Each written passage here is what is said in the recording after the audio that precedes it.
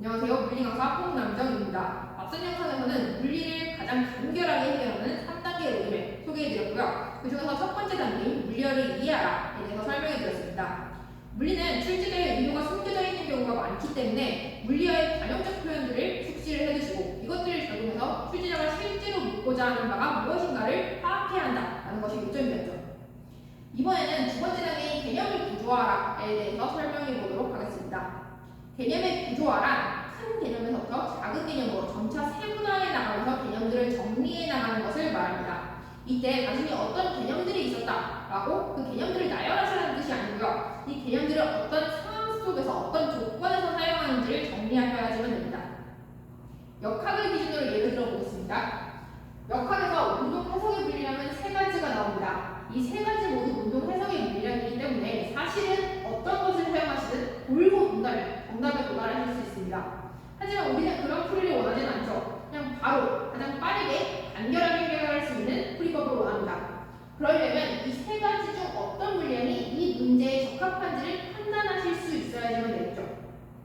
그걸 판단하기 위한 기준은 이 세 가지 물량이 어떤 상황 속에 적용되는지를 정리하시는 데서부터 시작될 겁니다. 그리고 문제에 제시된 물리량들을 통해서 힌트를 얻으신다면 여러분들이 그 상황을 판단하실 수 있을 겁니다.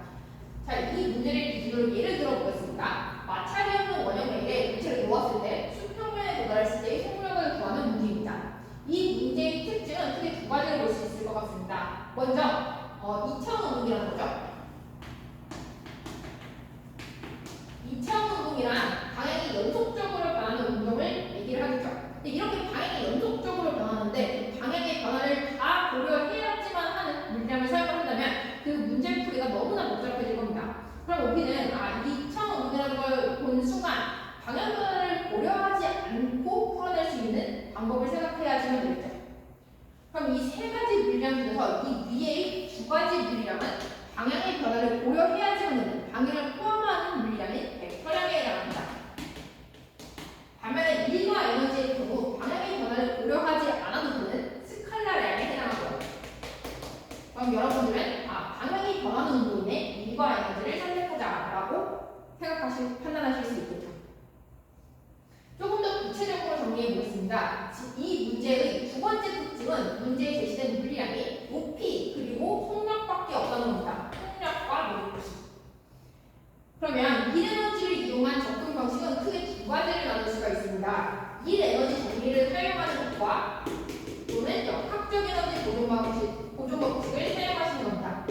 1에너지를 사용하는 상황은 1을 계산하기 위한 힘과 거리 그리고 운동 에너지를 결정하는 속력이 주어지는 상황입니다. 그리고 역학적 에너지 보존 방식을 사용하는 상황은 운동 에너지를 결정하는 속력 그리고 위치 에너지를 결정하는 위치나 혹은 높이에 대한 양이 주어질 때입니다. 근데 지금 이 문제에서 속력과 높이에 대한 정보만 제시되고 힘에 대한 정보가 제시되지 않았기 때문에 둘 중에서는 역학적 에너지 보존 방식으로 접근하면 되겠구나 라고 판단하시면 되는 거죠. 근데 어떤 친구들은 선생님 그냥 대충 이런 유형들 보면 다 역학적 에너지 보존 방식 아니에요? 라고 묻는 친구들도 있습니다. 이렇게 감으로 접근할 수 있는 것도 사실은 어느 정도 문풀 훈련이 받쳐줘야지만 되는 것은 맞지만 이렇게 감으로 접근을 하시다 보면 대표 유형은 해결하실 수가 있는데 고난도의 문제들은 함정에 빠지시기 쉽습니다. 이 다음 상황을 예로 들어 볼게요. 앞에서 감으로 풀어내는 친구들은 뒤에서도 그대로 역학적 에너지 보존 법칙 혹은 에너지를 이용해서 풀어나가려고 하는 경우가 많겠죠.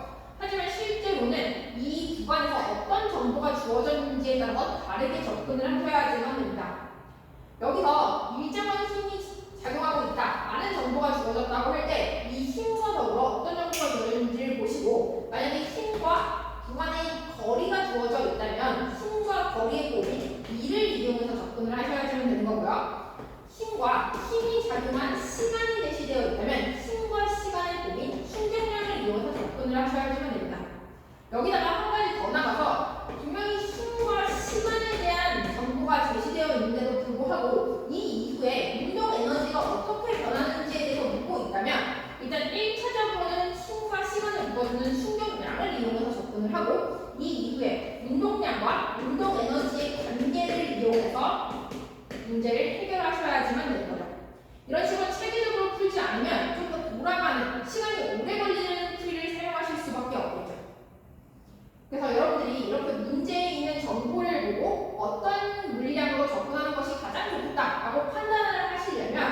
먼저 어떤 상황에서 이것들을 사용할 수 있는지를 정리하는 게 우선 배워야지만 될 겁니다. 이렇게 개념이 잘 구조화되어 있는 학생들은 출제자가 원하는 방식으로 가장 빠른, 가장 간결한 풀이법을 찾아나가실 수 있습니다.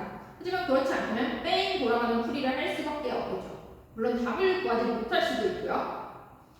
저의 수업에서는 이 물리의 구조를 정확하게 여러분들의 머리에 넣어드리겠습니다. 출제자의 의도에 맞는 똑똑한 풀이 함께 해보시기 바랍니다. 감사합니다.